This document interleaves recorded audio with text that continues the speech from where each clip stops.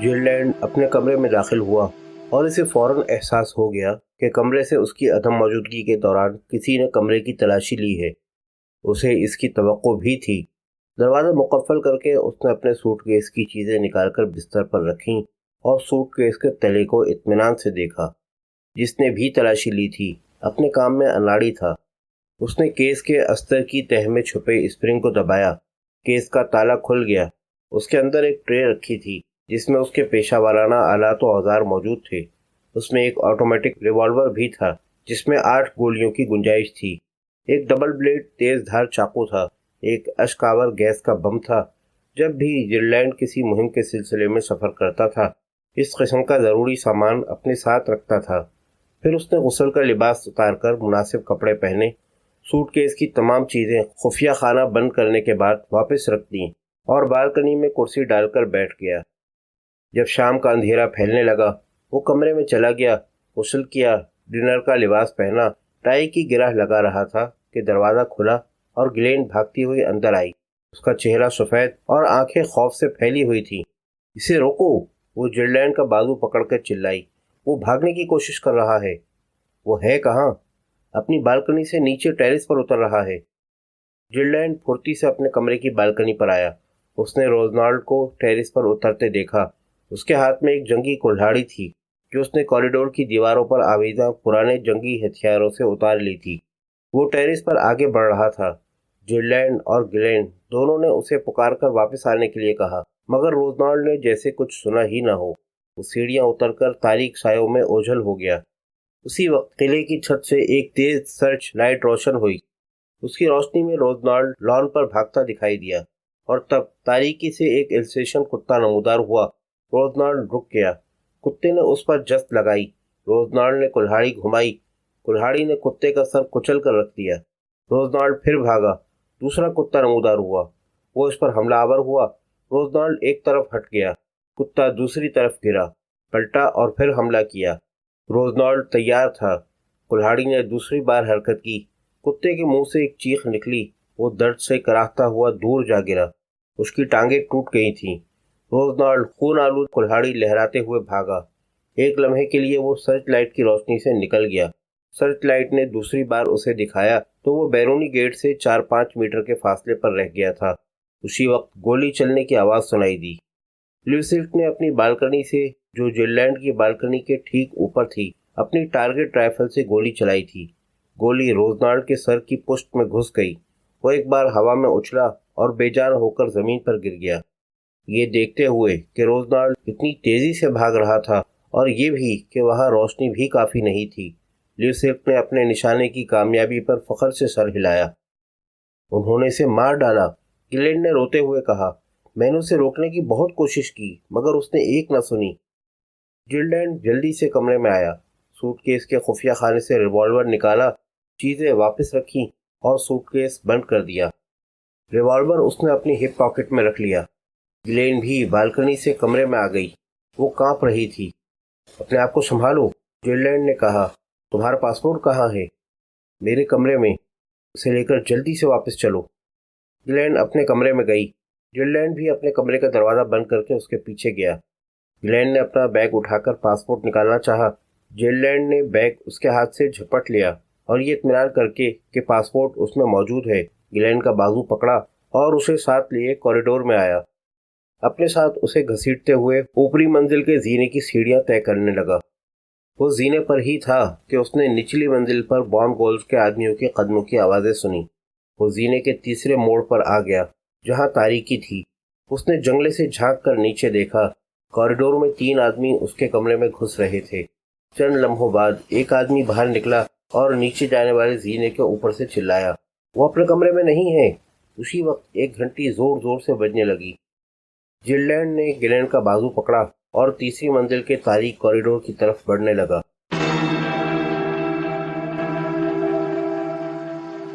اوورمٹن قلعے کے بھاری بھرکم گیٹ کے سامنے روڈ پر ایک واکس ویگن کھڑی تھی۔ سفید بالوں والا دیو قامت آدمی اس کے انجن پر جھکا کچھ کر رہا تھا۔ دوسرا آدمی سڑک کے کنارے بیٹھا سگریٹ پی رہا تھا۔ کبھی کبھی کوئی کار تیزی سے گزر جاتی تھی مگر کسی نے رک کر مدد کرنے کی پیشکش نہیں کی۔ شام ہو رہی تھی۔ اور سورج کی روشنی پیڑوں کے پیچھے غائب ہوتی جا رہی تھی۔ ملک نے ایک اسپارک پلگ 5ویں مرتبہ کھولا۔ وہ ہر آنے جانے والے پر یہ ظاہر کرنے کی کوشش کر رہا تھا جیسے اس کی کار خراب ہو گئی ہے۔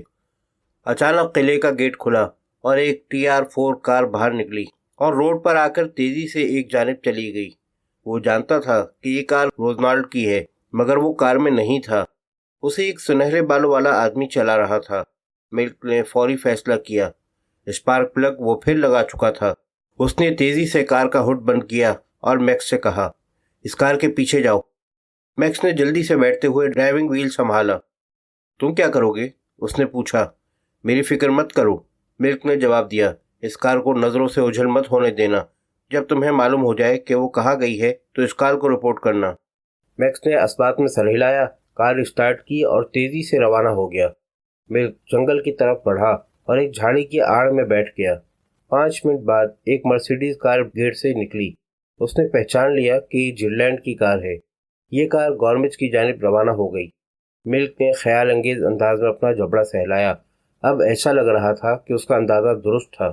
جلینڈ، وہ لڑکی اور روزنالڈ ایک جال میں پھنس گئے تھے۔ ان کی کاروں کو ٹھکانے لگانے کی کوشش خود انہیں ختم کرنے کی طرف پہلا قدم تھا، مگر ملک سر دست اس سلسلے میں کچھ نہیں کر سکتا تھا۔ اسے اندھیرا ہونے تک انتظار کرنا تھا۔ 2 گھنٹے بعد جب تاریکی اچھی طرح پھیل گئی، وہ قلعے کی دیوار کی طرف بڑھا۔ قریب پہنچ کر اس نے اپنے جیکٹ کی ایک جیب سے نائلون کی رسی نکالی جس کے ایک سرے پر ربڑ چڑھا ہوا ہک لگا تھا۔ دوسری کوشش میں یہ ہک دیوار کے اوپر لگی سلاخوں میں پھنس گیا۔ وہ کسی بندر جیسی پھرتی سے دیوار پر چڑھ گیا۔ رسی دیوار کے دوسری طرف لٹکائی اور بآسانی نیچے اتر گیا۔ ایک جھٹکا دے کر سلاخوں سے ہک نکالا اور رسی لپیٹ کر دوبارہ جیب میں رکھ لی۔ وہ آگے بڑھا اور جہاں جنگل ختم ہو کر قلعے کا لان شروع ہوتا تھا رک گیا۔ چاند نکلا ہوا تھا مگر بادلوں نے اسے چھپا رکھا تھا۔ ملک نے اپنا ماؤزر پستول جس میں سائلنسر بھی لگا ہوا تھا نکال کر ہاتھ میں لے لیا اور انتظار کرنے لگا۔ 1 گھنٹہ گزر گیا اور تب واقعات رونما ہونا شروع ہو گئے۔ پہلی منزل کی ایک کھڑکی سے کوئی آدمی نکلا، بالکنی پر آیا اور بالکنی سے نیچے ٹیرس پر کودا۔ اچانک ایک سرچ لائٹ نے اسے نمایاں کر دیا۔ آدمی کے ہاتھ میں جنگی کلہاڑی تھی۔ پھر ملک نے وہ خطرناک لڑائی دیکھی جو 2 السیشن کتوں اور اس آدمی کے درمیان ہوئی۔ آدمی فتح یاب ہو کر گیٹ کی طرف بھاگا، ایک رائفل چلی اور آدمی گر گیا۔ ملک جنگل میں کچھ پیچھے ہٹ گیا جہاں سے اس نے کچھ آدمیوں کو آتے اور اس لاش کو لے جاتے دیکھا۔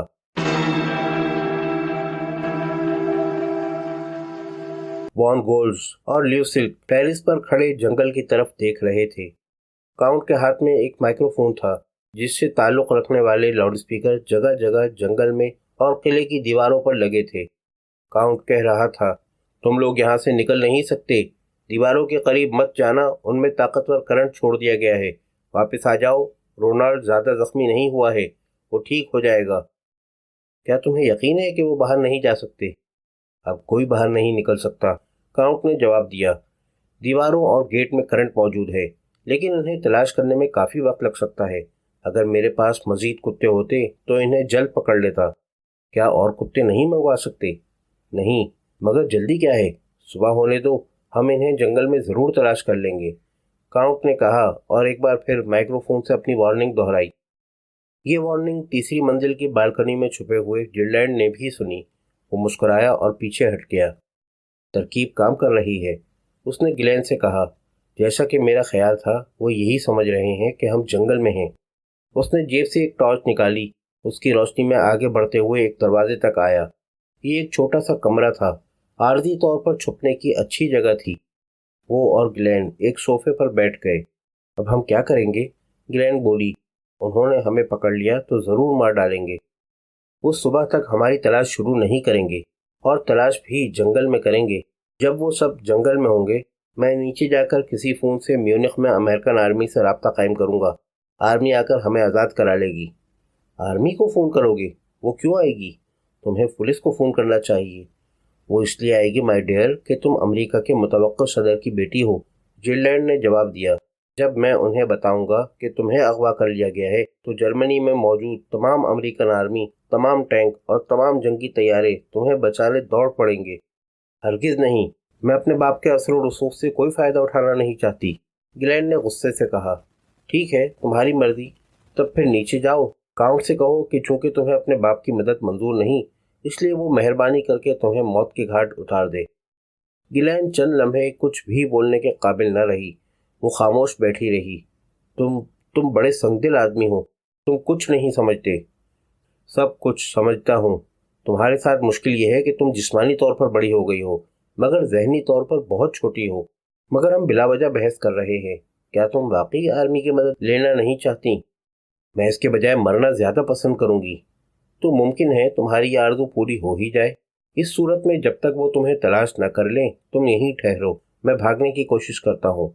मुझे यहाँ से निकलने के लिए आर्मी की ज़रूरत नहीं। अच्छा, तो खुदा हाफिज। जिलैंड खड़ा हो गया। गिलैंड ने उसका हाथ पकड़ लिया। तुम मुझे छोड़कर नहीं जा सकते। क्यों नहीं? मैं अपनी जान बचाने पर यकीन रखता हूँ। सियासी नज़रियात रखने वाली खूबसूरत मगर अहमक लड़कियाँ हमेशा रास्ते की रुकावट बनती हैं। मुझे सिर्फ 10 मिनट की मोहलत देना। उसके बाद या तो यहाँ बैठी रहना या नीचे अकाउंट के पास चली जाना। कौन जाने वो तुमसे शादी ही कर ले। अगरचे गला काटने का इम्कान ज़्यादा है। तुम मुझे छोड़कर जाने का ख्याल भी कैसे कर सकते हो? शायद ना करता, मगर ये तुम्हारा अपना फैसला है। वैसे एक दूसरा हल भी है। जिलैंड बैठ गया। मैं तुम्हें बगैर अमेरिकन आर्मी की मदद के यहाँ से निकाल कर ले जाऊँ तो तुम्हें मुझसे एक वादा करना पड़ेगा। कैसा वादा? ये कि तुम मुस्तकबिल में अपने वालिद से कोई ताल्लुक़ नहीं रखोगी, उसका पीछा छोड़ दोगी, नीज़ बैन वॉर ग्रुप से कभी कोई वास्ता नहीं रखोगी और ना आइंदा कभी कोई ब्लू फिल्म बनवाओगी। तो तुम वाकई मेरे बाप के लिए काम कर रहे हो? गिलैंड ने एक गहरी सांस ली। नहीं, मैं सिर्फ अपने लिए काम करता हूँ, जिलैंड ने जवाब दिया। तुम्हारे वालिद का काम भी इसलिए हाथ में लिया कि उससे मुझे माली फ़ायदा होगा। तुम्हारे वालिद से मुझे कोई दिलचस्पी नहीं है, लेकिन जब मैं कोई काम अपने ज़िम्मे लेता हूँ तो उसे पूरा करता हूँ। तुम या तो जैसा मैंने कहा है मुझसे वादा करो, वरना मैं तुम्हें छोड़कर चला जाऊँगा।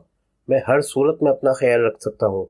तुम अगर समझती हो कि इस सूरत हाल से निकलकर पेरिस वापस जा सकोगी और वहाँ और ब्लू फिल्में बनवाओगी तो कोशिश कर देखो।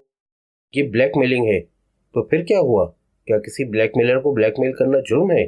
जेलैंड ने कहा और कमरे से बाहर निकल गया। वो बालकनी में आया। तेज सर्च लाइट अब भी जंगल के मुख्तलिफ हिस्सों पर डाली जा रही थी। काउंट के आदमी जंगल में उसे और ग्लेन को तलाश कर रहे थे, मगर उनके साथ कोई कुत्ता नहीं था। मगर जो आदमी तलाश में मसरूफ़ थे उनकी तादाद कम नहीं थी, 30 के लगभग ज़रूर थे। जिलैंड कुछ देर उनकी लाहासिल तलाश देखता रहा, फिर कमरे में वापस लौट गया। तो फिर तुमने क्या फैसला किया? उसने गिलैन से पूछा। अगर मैं वादा कर लूं तो क्या गारंटी है कि तुम मुझे यहाँ से निकाल ले जाओगे? गारंटी की बात है तो इस बात की भी क्या ज़मानत है कि तुम अपना वादा पूरा करोगी? जब मैं कोई वादा करती हूँ तो उसे पूरा करती हूँ, गिलैन ने जवाब दिया। ठीक है कि मैं बदकिरदार हूँ, मेरा कोई अखलाकी मेयार नहीं, लेकिन मैं अपना वादा हर हाल में निभाती हूँ। अच्छी बात है। आओ चलो कोई सोने के काबिल जगह तलाश करें। तुम इन हालात में सो सकते हो? क्यों नहीं? रवाना होने से पहले हमें ज़्यादा से ज़्यादा ताज़ा दम होना चाहिए। हम अभी क्यों नहीं चल सकते? मुझे इन फिल्मों की ज़रूरत है। इनके बदले मुझे तुम्हारे वालिद से $10,000 मिलेंगे। इन्हें लिए बगैर मैं यहाँ से नहीं जा सकता, जिलैंड ने जवाब दिया।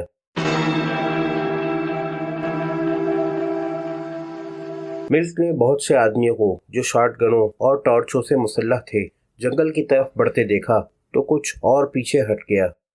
ये उसके लिए कोई तशवीश की बात नहीं थी। वो अगर होता तो इस गहरी तारीकी में जंगल में तलाशी का काम शुरू न करता। कोई अगर खुद अपनी गलती से अपनी मौजूदगी जाहिर न कर दे तो उसे इस घने जंगल में तलाश करना नामुमकिन था। वो बासानी एक दरख्त पर चढ़कर उसकी घनी शाखों और पत्तों के पीछे छुप गया। तलाश करने वाले उस दरख्त के नीचे से गुजरकर आगे बढ़ गए। ये तलाश 1 घंटे तक जारी रही। आखिर उसके लीडर को एहसास हुआ कि महज वक्त ज़ाय कर रहे हैं। वो वापस लौट गए। तब 8:30 बजे थे। मिल्क का अंदाज़ा था कि नाकाम तलाश से ज़्यादा रात के खाने की ख्वाहिश उन्हें वापस ले गई है। काउंट ने तलाश पार्टी के इंचार्ज सेंड्रियो से पूछा, जो उसका भरोसे का आदमी था। इस अंधेरे में उनकी तलाश बेकार है सर। कल दिन की रोशनी में पकड़ना आसान होगा, सेंड्रियो ने जवाब दिया। तुम्हें यकीन है कि इन्हें तलाश कर लोगे? उनके लिए बाहर निकलना नामुमकिन है सर। फिर कल तक भूख प्यास भी उन्हें सामने आने पर मजबूर कर सकती है। सैंड्रो चला गया तो वॉन गोल्ड ने ल्यूसिल्क की तरफ देखा। तुम मुतमईन हो? उसने पूछा। ल्यूसिल्क ने कंधे उचका दिए। रात में इससे ज़्यादा और कुछ किया भी नहीं जा सकता।